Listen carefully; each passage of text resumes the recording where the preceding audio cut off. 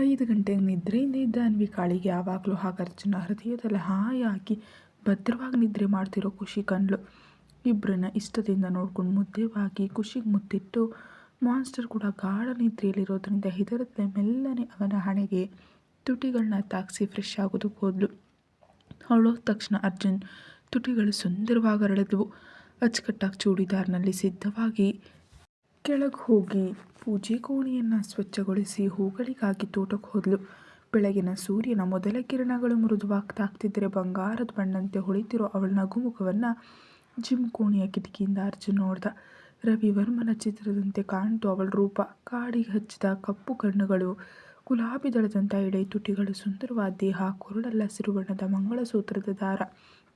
ನಿಧಾನ ಮತ್ತು ತಾಳ್ಮೆ ಅವಳಿಗೆ ಆಭರಣದಂತೆ ಅವನ ಮನಸ್ಸನ್ನು ಪ್ರತಿ ಬಾರಿ ಕದೀತಿದೆ ಅಂತ ಅವಳಿಗೆ ತಿಳಿಯುತ್ತೆ.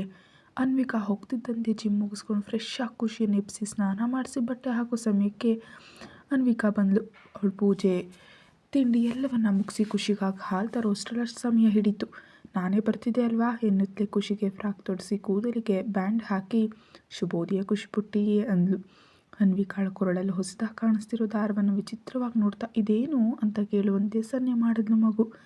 ಅನ್ವಿಕಾಳಿಗೆ ಏನು ಹಿಡಬೇಕಂತ ತಿಳಿದೆ ಸುಮ್ಮನಿದ್ರೆ. ನಿನಗಿಷ್ಟ ಆಯ್ತಾ ಅಂತ ಅರ್ಜುನ್ ಕೇಳ್ದ. ಇಲ್ಲ ಅಂತ ಅರ್ಜುನ ಎದೆ ಮೇಲಿದ್ದ ಸರವನ್ನು ತೋರಿಸಿ ಅಂಥದ್ದೇ ಬೇಕು ಅಂದ್ಲು ಮಗು.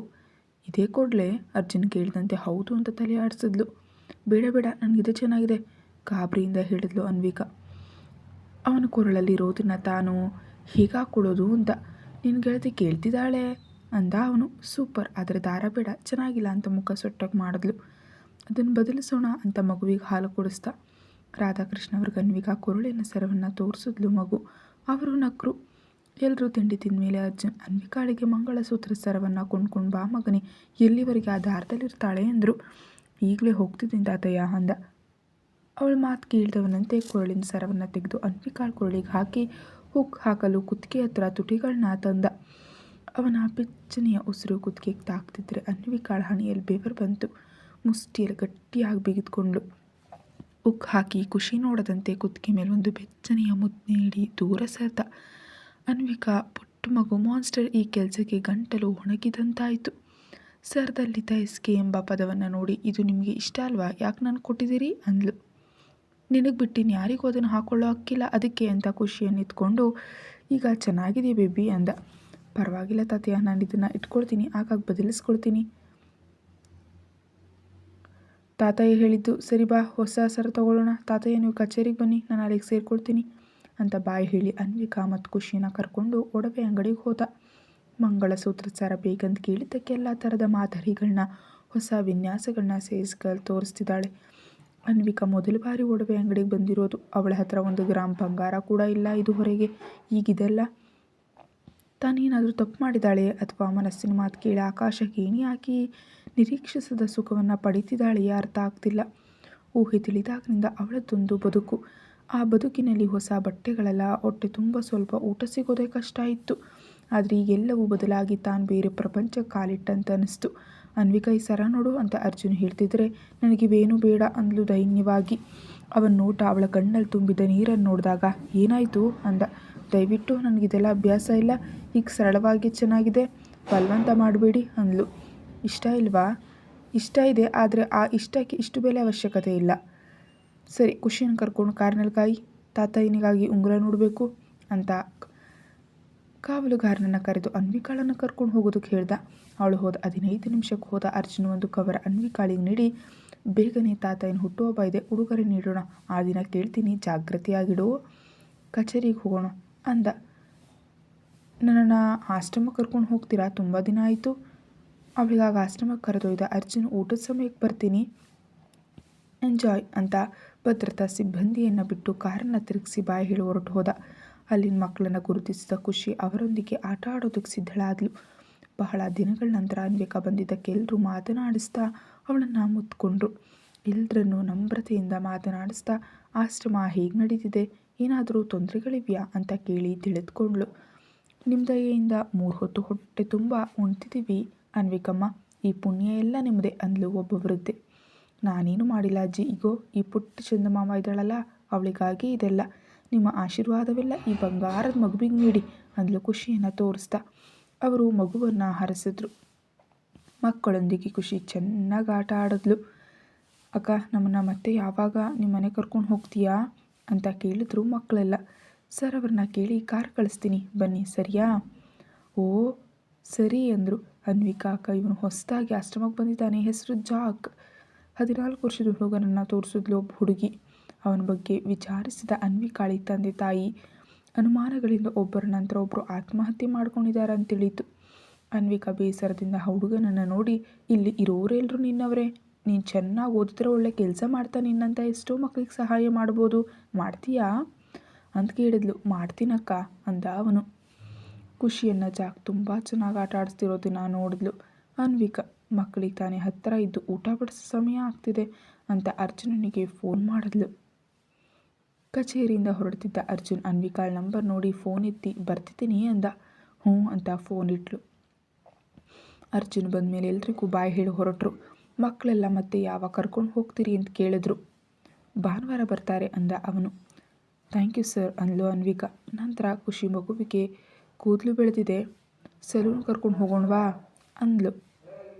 ಖುಷಿಯನ್ನು ನೋಡಿದ ಅರ್ಜುನ್ಗೆ ನಿಜ ಎನಿಸಿ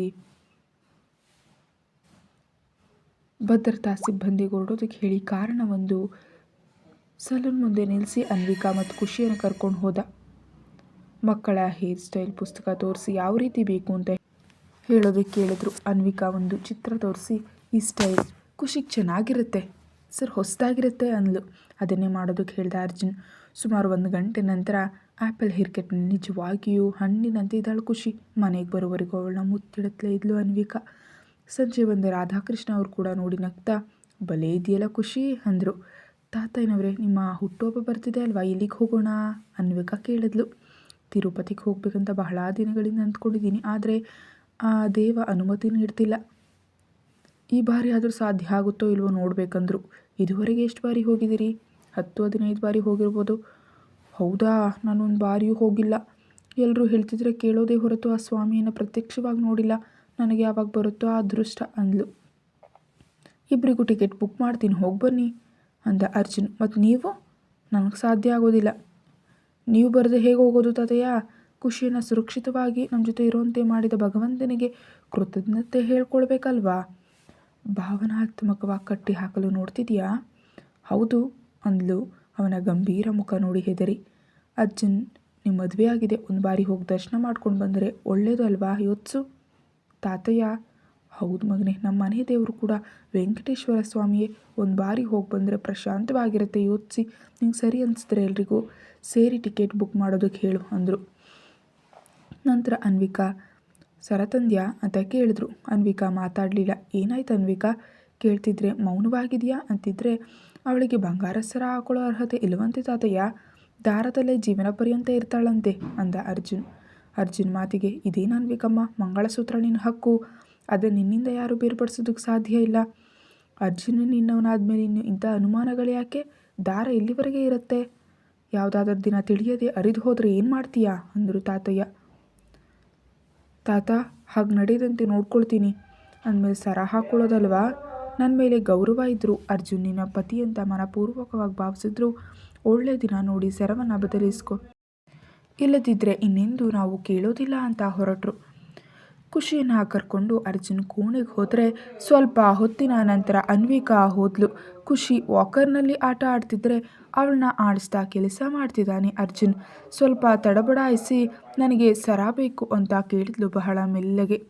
ಅವನಿಗೆ ಕೇಳಿಸಿದವನಂತೆ ಮಗುವಿನೊಂದಿಗೆ ಆಟ ಆಡ್ತಿದ್ರೆ ಹತ್ರ ಹೋಗಿ, ಸರ್ ನನಗೆ ಸರ ಬೇಕು ಅಂತ ಮತ್ತೊಮ್ಮೆ ಕೇಳಿದ್ಲು. ಯಾಕೆ, ಈ ದಾರ ಕೂಡ ಚೆನ್ನಾಗಿದೆಯೇ? ದಯವಿಟ್ಟು.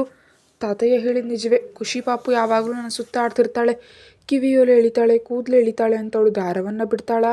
ಏನಾದರೂ ತಪ್ಪಾಗಿ ನಡೆದ್ರೆ ನಾನು ತಡ್ಕೊಳ್ಳೋದಕ್ಕಾಗಲ್ಲ. ದಯವಿಟ್ಟು ಸರ್, ನಾಳೆ ಹೋಗಿ ಸರ ತರೋಣ ಸರ್ ಅಂದ್ಲು.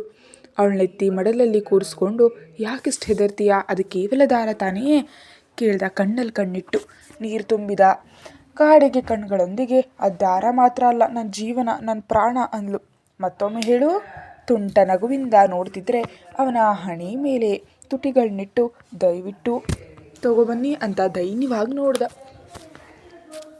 ತುಂಬ ಬೆಲೆಯುಳ್ಳ ವಸ್ತು ಅಲ್ವಾ, ಖರ್ಚಾಗುತ್ತೆ, ನನಗೇನು ನೀಡ್ತೀಯಾ ಅಂದ. ಅನ್ವಿಕಾ ಕಣ್ಣುಗಳನ್ನ ಕೆಳಗಿಳಿಸಿದ್ಲು. ಗಲ್ಲ ಹಿಡಿದು ಎತ್ತಿ ಜೇನಿನಂಥ ತುಟಿಗಳ ಮೇಲೆ ಹೆಬ್ಬೆರಳಿನಿಂದ ಮೆಲ್ಲಗೆ ಉಜ್ಜುತ್ತಾ ಅವಳ ಕಣ್ಣುಗಳನ್ನ ನೋಡ್ದ ರಾಕ್ಷಸ. ಇಷ್ಟಪಟ್ಟು ನೀನು ನೀಡಿದ್ರೆ ಏನಾದರೂ ತೆಗೆದುಕೊಳ್ತೀನಿ, ಈಗ ನೀಡಿದ ಮುತ್ತಿನಂತೆ ಅವಳ ತುಟಿಗಳು ನಡಕ್ತಿದ್ರೆ ಇಷ್ಟ ಇದ್ರೆ ಮಾತ್ರ ಅಂದ. ಅರ್ಜುನ್ನ ಭುಜವನ್ನು ಅಪ್ಕೊಂಡು, ಪ್ರಾಣ ಅಂದಮೇಲೆ ಇಷ್ಟವನ್ನು ಮೀರಿದ ಪ್ರೀತಿ ಇದೆ ಅಂತ ನಿಮ್ಗೆ ಅರ್ಥ ಆಗಲಿಲ್ವಾ, ಅಥವಾ ಅನುಮತಿಗಾಗಿ ಕಾಯ್ತಿದ್ದೀರಾ? ಇಷ್ಟ ಪ್ರೀತಿ ಮನಸ್ಸಿಗೆ ಸಂಬಂಧಿಸಿದ್ದು ಅನ್ವಿಕಾ, ಆದರೆ ಇದು ಎರಡು ಆತ್ಮಗಳಿಗೆ ಸಂಬಂಧಿಸಿದ್ದು. ಪ್ರೀತಿಯಿಂದ ಆರಾಧಿಸೋದು ಬೇರೆ, ಆತ್ಮವಾಗೋದು ಬೇರೆ. ನೀನು ಇಷ್ಟಪಟ್ಟಿದ್ದರಿಂದ ಮದುವೆಗೆ ಒಪ್ಪಿದೆ, ಆದರೆ ಮನಪೂರ್ವಕವಾಗಿ ನಮ್ಮ ವೈವಾಹಿಕ ಬಾಂಧವ್ಯವನ್ನು ಅರಿತುಕೊಂಡಿಲ್ಲ. ಅದಕ್ಕೆ ನನ್ನ ಹಣ ನಿನದು ಅಂದ್ಕೊಳ್ತಿಲ್ಲ. ಪರವಾಗಿಲ್ಲ, ಎಲ್ಲದಕ್ಕೂ ಸಮಯ ಬೇಕು. ಎಲ್ಲರಂತೆ ನಮಗೆ ವರ್ಷಗಳ ಪರಿಚಯ ಅಗತ್ಯ ಇಲ್ಲದಿದ್ದರೂ ಜೊತೆಗಿದ್ದ ಈ ಸ್ವಲ್ಪ ಕಾಲದಲ್ಲೇ ಒಬ್ರನ್ನೊಬ್ಬರು ಅರ್ಥ ಮಾಡ್ಕೊಂಡಿದ್ದೀವಿ. ಇನ್ನೊಂದು ಸ್ವಲ್ಪ ಸಮಯ ನೀಡಿದ್ರೆ ನಮ್ಮ ಹೃದಯಗಳು ಕೂಡ ಒಬ್ರನ್ನೊಬ್ಬರು ಬಿಟ್ಟಿರಲಾರದಷ್ಟು ಬೆಸೆತ್ಕೊಳ್ಳುತ್ತವೆ ಎಂಬ ನಂಬಿಕೆ ನನಗಿದೆ ಅಂತ ಅರ್ಜುನ್ ಹೇಳ್ತಿದ್ರೆ, ನನಗಿರೋ ಆ ಫೋಬಿಯಾ ಕೂಡ ನಿಮ್ಮ ಜೊತೆಗಿದ್ದಾಗ ನೆನಪು ಬರೋದು ಇಲ್ಲ. ಅಷ್ಟರ ಮಟ್ಟಿಗೆ ನನ್ನನ್ನು ಮಾಯೆ ಮಾಡಿದ್ದೀರಿ ಅಲ್ಲ, ನಿಮ್ಮ ಮಿತಿಯಲ್ಲಿ ನೀವು ಇರ್ತಾ ನನಗೆ ಸುರಕ್ಷಿತ ಭಾವನೆ ನೀಡಿದ್ದೀರಿ ಅಂದ್ಲು ಅನ್ವಿಕಾ. ಫೋಬಿಯಾ? ನನಗೆ ಗಂಡಸರನ್ನ ನೋಡಿದ್ರೆ ಸಾಕು ಎದೆ ನಡುಕ. ಹತ್ರ ಯಾರಾದರೂ ಬಂದರೂ ಹೆದರಿಕೆಯಿಂದ ಕೈಕಾಲು ಆಡ್ತಿರ್ಲಿಲ್ಲ. ಒಂಥರದ ಭಯ ನನ್ನನ್ನು ಆವರಿಸ್ತಿತ್ತು. ಅಂದು ನೀವು ನಂಗೆ ಶಿಕ್ಷೆ ಅಂತ ಕತ್ತಲೆ ಕೋಣೆಯಲ್ಲಿ ಹಾಕಿದ್ದೀರಲ್ಲ, ಅದು ನಾನು ಪ್ರಜ್ಞೆ ತಪ್ಪಿ ಬಿದ್ದಿದ್ದು ಕೂಡ ಆ ಭಯದಿಂದಲೇ. ಅನ್ವಿಕಾಳಿಂದ ಹೊಸ ವಿಷಯ ಕೇಳ್ತಿರೋ ಅರ್ಜುನ್, ನಿಜಕ್ಕೂ ಆ ಭಯ ಯಾಕೆ ಬಂತು ಅಂತ ಕೇಳ್ದ. ಆಶ್ರಮದಲ್ಲಿ ಸೂಪರಿಂಟೆಂಡೆಂಟ್ ಪತಿ ತನ್ನ ಮೇಲೆ ಅತ್ಯಾಚಾರ ಮಾಡಲು ಪ್ರಯತ್ನಿಸಿದ ಅಂತ ಅರ್ಜುನ್ಗೆ ಹೇಳಿದರೆ ಅವನೆಲ್ಲಿದ್ರೂ ಕೊಲ್ತಾನೆ ಅಂತ ಯೋಚಿಸಿ ಅದು ಚಿಕ್ಕಂದಿನಲ್ಲಿ ಒಂಟಿಯಾಗಿರ್ತಿದ್ದೆ, ಅದಕ್ಕೆ ಹಾಗೆ ಆತಂಕ ಆಗ್ತಿತ್ತು ಅಂದ್ಲು. ಅವನು ನಂಬದವನಂತೆ ನೇರವಾಗಿ ನೋಡ್ತಿದ್ರೆ, ನಿಜ ಸರ್, ದೊಡ್ಡವಳಾದ್ಮೇಲೆ ಆ ಭಯ ಕತ್ತಲೆ ಕಂಡ್ರೆ ಹೆದರಿಕೆಯಾಗಿ ಬದಲಾಯಿತು, ಈಗಿಲ್ಲ ಅಂತ ಹೇಳ್ತಿದ್ರು. ಅರ್ಜುನ್ ಮಾತನಾಡಲಿಲ್ಲ. ಅವನ ಮುಖವನ್ನು ಕೈಗಳಿಂದ ಹಿಡಿದು ಸರ್ ಅಂತ ಕೇಳ್ಕೊಂಡ್ಳು. ನಿನ್ನ ಸಂಬಳದಿಂದ ಕೊಂಡ್ಕೊಳ್ಳೋ ಶಕ್ತಿ ನಿನಗಿದೆ, ಇಷ್ಟು ಬಾರಿ ನನ್ನ ಕೇಳೋ ಅಗತ್ಯ ಇಲ್ಲ ಅಂದ ಅರ್ಜುನ್. ಅನ್ವಿಕಾಳ ಮುಖದಲ್ಲಿ ನೋವು ಮೂಡ್ತು. ಅಲ್ಲಿಗೆ ಅರ್ಜುನಿಂದ ದೂರ ಸರಿದು ಖುಷಿ ಹತ್ರ ಹೋಗಿ ಮಲಗಿದ್ಲು. ಫೋನ್ ಹಿಡಿದು ಬಾಲ್ಕನಿಗೆ ಬಂದ ಅರ್ಜುನ್ ಯಾರಿಗೋ ಫೋನ್ ಮಾಡಿ ಮಾತಾಡಿ ಬಂದ ಮೇಲೆ ಅನ್ವಿಕಾ ನಿದ್ರೆ ಮಾಡಿಲ್ಲ, ಆದರೆ ಏನೋ ಯೋಚಿಸ್ತಿದ್ದಾಳೆ ಅಂತ ಅರ್ಥ ಆಯಿತು. ನಿಜ ಹೇಳಲಿಲ್ಲ ಅಂತ ಅವನು, ಸಂಬಳ ಅಂತ ದೂರ ಮಾಡಿದ ಅಂತ ಅವಳು. ಆ ರಾತ್ರಿಯನ್ನು ಕಳೆದ್ರು. ಬೆಳಿಗ್ಗೆ ಸಿದ್ಧವಾಗಿ ಅರ್ಜುನ್ ಬರೋ ಅಷ್ಟರಲ್ಲಿ ಅನ್ವಿಕಾ ಮತ್ತು ಖುಷಿ ಪೂಜೆ ಕೋಣೆಯಲ್ಲಿದ್ದರು. ಅವ್ರೀಗ ಕಾಯ್ತಾ ತಾತಯ್ಯನಿಗೆ ಶುಭೋದಯ ಹೇಳಿ ಸುದ್ದಿಗಳನ್ನ ನೋಡ್ತಾ ಹಾಲ್ನಲ್ಲಿ ಕೂತ. ಎಷ್ಟು ಹೊತ್ತಾದರೂ ಬರ್ತಿಲ್ಲ. ಏನು ತಾತಯ್ಯ, ಇವತ್ತು ದೇವರ ಅಪಾಯಿಂಟ್ಮೆಂಟ್ ಹೆಚ್ಚು ಸಮಯ ನೀಡಿದಾನೆ ಹೇಗೆ? ಯಾರಿಗೆ ಗೊತ್ತು, ನಿಂಗೆ ತಿಳಿಬೇಕು. ನನ್ನ ಜೊತೆ ಕೂಡ ಮಾತಾಡಲಿಲ್ಲ ನನ್ನ ಮೊಮ್ಮಗಳು ಅಂದರು ಅವರು. ರಾತ್ರಿ ಮಲಗಿದ್ಲಲ್ಲ, ಅದಕ್ಕೆ ಇರ್ಬೋದು ಅಂದ್ಕೊಂಡು ಇನ್ನೊಂದು 1/4 ಗಂಟೆ ನೋಡ್ದ, ಆದರೆ ಅನ್ವಿಕಾ ಬರಲಿಲ್ಲ. ಖುಷಿ ಮಾತ್ರ ವಾಕರ್ನಲ್ಲಿ ಇಡೀ ಮನೆ ಸುತ್ತಿದ್ದಾಳೆ. ಛೇ, ಇದ್ರ ಪವರ್ ಹೀಗಿರುತ್ತಾ ಅಂದ್ಕೊಂಡು ಹೋದ ಅರ್ಜುನ್.